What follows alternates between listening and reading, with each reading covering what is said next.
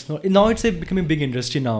Like you said, cult has changed many things for a lot of people, not just the gym culture, the nutrition and other stuff. Because I never saw this coming. A lot of people never saw. So now cult, because of cult, the food which you eat, the nutrition, the exercise, everything, and now everybody, there's so much hype around cult. I mean, you ask anyone, they all say, yeah, I would like to join cult. If they're not, they have joined cult or they want to join cult, or they are somehow maybe people like me who are already paid their membership and they can't go any for next 1 year, but maybe after that. Yeah, I think so. That's, I mean, I find it very funny that a lot of my industry peers don't like cult. But I personally feel that, they've entered the industry. See, whatever they're providing today, CureFit, which is the main company, the parent company which is doing it. So Cult, EatFit, everything else is all part of that umbrella.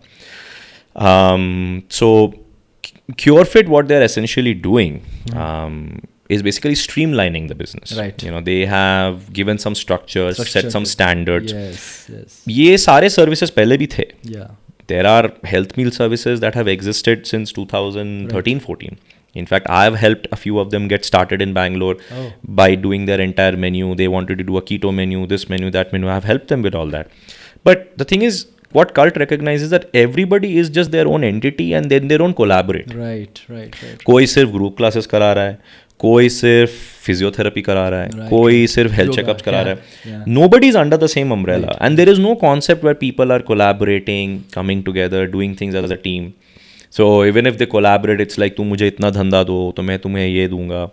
So cult kind of came in and said, look, let's do away with that. Let's keep the egos aside and, let's bring everybody together. So essentially that's what they're doing today. I mean, if they like something as a facility or as a concept, they just buy them. Buy it, yeah. There is no concept कि आप आओ हम बातें करेंगे. Nothing. आपको कितना चाहिए बोलो, हम आपको दे देंगे. Because Mukesh Bansal's dream is very simple. He, with CureFit, what he wants to do is he wants to bring every single aspect of the fitness industry and health under the same umbrella. Right. So today they have MindFit, which is psychiatric counseling. They have yoga. I mean, name it, they have it. CureFit. Right. They'll eventually even have hospitals, whatnot. Yeah. So I think if you go to a place like HSR is like the official hub. It's like a cult city. Right. Like, a cult started there and most of the different cult verticals are there. So I think even their head office is there. So I think they have really set a great standard in the industry. I think today a person who has worked for cult will really understand what it's like to be a professional. These things, that's what I'm saying. Like, these things we had to teach ourselves. Right. I had nobody who sat down and said, look, this is what it's like to be a personal trainer. This is how you conduct yourself. This is how you dress. This is how you talk. You should have a business model. You should have a pitch. I had nothing. There was no education anywhere. Even if I would have done all the certifications that I did, none of them taught me any of these things. They just taught me what I technically had to know. And that also, I don't believe in half of those things.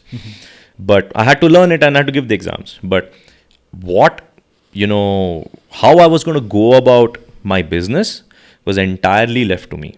And which is why, this industry in some ways has a very good name and also has a bad name. It has both those sides, because there are some people who go about their profession with no integrity, no moral boundaries. They will do anything and everything just to make a quick money at the cost of compromising their client's health.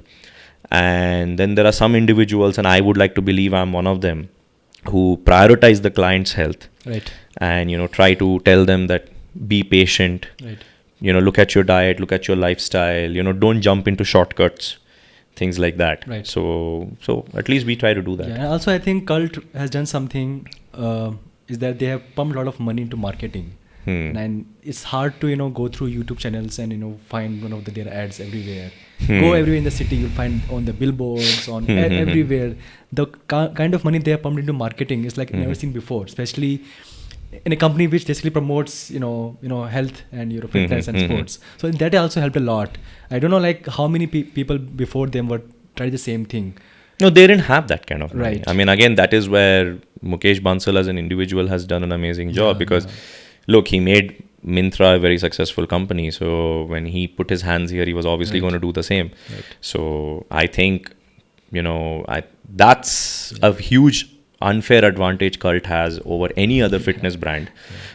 See, similar things could have been done by brands like Golds and Talwalkers back in the day, and I don't think so. It's not that they didn't try. These guys also tried, but the thing is, they did not have the same power of wealth that Cult has. Like, that's what I said. I mean, if Cult likes something, they just go buy it. Correct. I mean, in Indiranagar, for example, there is a gym that they recently bought. And I mean, maybe I could be wrong with the numbers, but from what I understand, that the investors and the owners of the gym had pumped about 6 to 8 CR into that facility.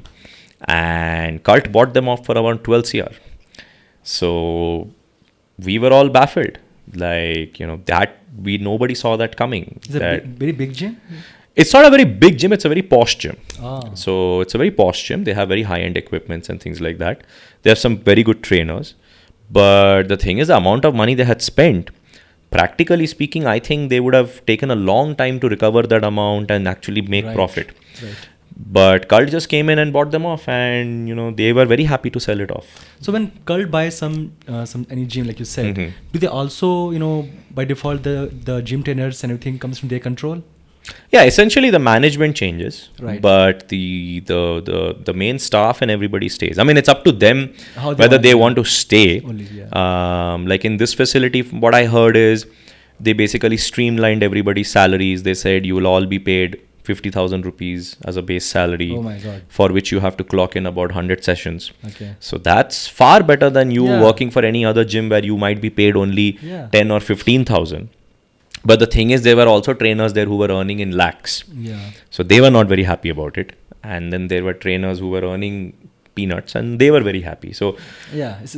But the thing is, Cult, again, where they play a great role, is they groom the staff. Right. They teach them a lot of things. Right. They're in fact even doing a lot of technical certifications and stuff for them in-house.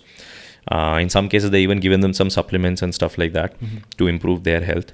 So I don't know one person right now who works for Cult and is unhappy.